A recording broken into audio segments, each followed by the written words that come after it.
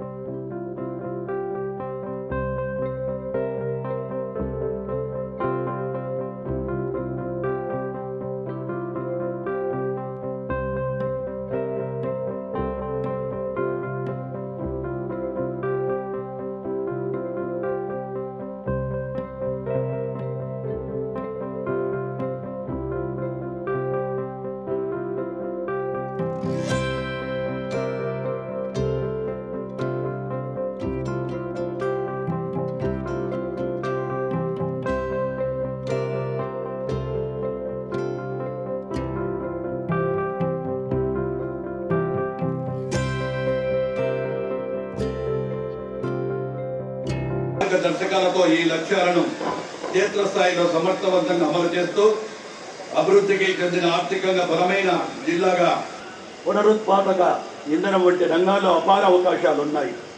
పెట్టుబడిదారులకు ఒకే చోట పారిశ్రామిక అవకాశాల కేంద్రంగా తీర్చిదిద్దడంలో ఈ కేంద్రం కీలక పాత్ర పోషిస్తుంది. పెట్టుబడులకు గమ్యస్థానంగా ఇన్వెస్ట్ కడప ప్రధాన లక్ష్యం. కడపను రాష్ట్ర జాతీయ అంతర్జాతీయ స్థాయిలో ప్రముఖ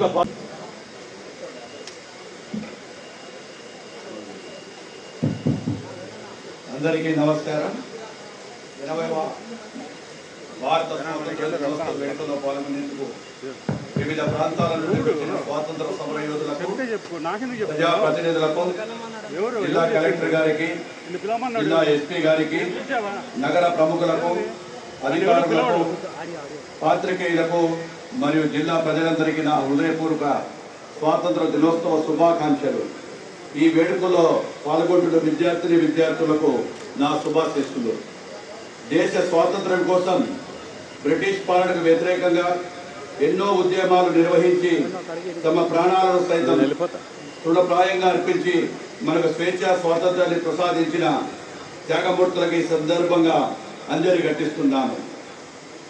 మన జాతిపిత మహాత్మా గాంధీ, బాల గంగాధర్ తిలక్, మౌలానా అబ్దుల్ కలాం ఆజాద్లతో పాటు ఎందరో అమరవీరులు చేసిన ఎనలేని త్యాగాల ఫలితంగా మన దేశానికి స్వాతంత్రం లభించింది.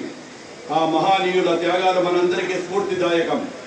ఈ సందర్భంగా మహానీయులను స్మరిస్తూ వారందరికీ ఘన నివాళులు అర్పిస్తున్నాము.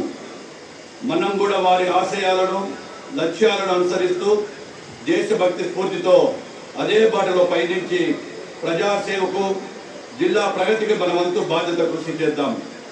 భారత స్వాతంత్ర్య ఉద్యమంలో పోరాడి ప్రాణాలు అర్పించిన వైఎస్ఆర్ కడప జిల్లాకు చెందిన వినాయకం రామకృష్ణయ్య శెట్టి, దూదేకల హుస్సేన్ సాహెబ్, వేర్పుల సుబ్బయ్య, చెవ్వా బాలిరెడ్డి, వై ఆదినారాయణ రెడ్డి, సింగం శివారెడ్డి లాంటి దేశభక్తులందరికీ స్మరించుకుందాం. సంక్షేమం, అభివృద్ధి పథకాల 100% అమలు చేసిన ప్రజలకు సమర్థవంతమైన పాలన అందించడానికి గౌరవ రాష్ట్ర ముఖ్యమంత్రి శ్రీ చంద్రబాబు నాయుడు గారి నేతృత్వంలో రాష్ట్ర ప్రభుత్వం అహర్నిశల శుద్ధితో కృషి చేస్తోంది. మరోవైపు జిల్లా యంత్రాంగం ప్రభుత్వ ఆశయాలకు అనుగుణంగా జిల్లాను అభివృద్ధి పథంలో నడిపిస్తూ అన్ని శాఖలను సమన్వయంతో ప్రజలను సంతృప్త స్థాయిలో ప్రజలకు సేవలను అందించడం అభినందనీయం. స్వర్ణాంధ్ర విజన్, స్వర్ణాంధ్ర 2047 లక్ష్యాలకు అనుగుణంగా ఆంధ్రప్రదేశ్ను 308 లక్షల కోట్ల ఆర్థిక వ్యవస్థగా, తలసరి ఆదాయాన్ని 50 లక్షలకు చేర్చే దిశగా ప్రభుత్వం ముందుకు కొనసాగుతోంది.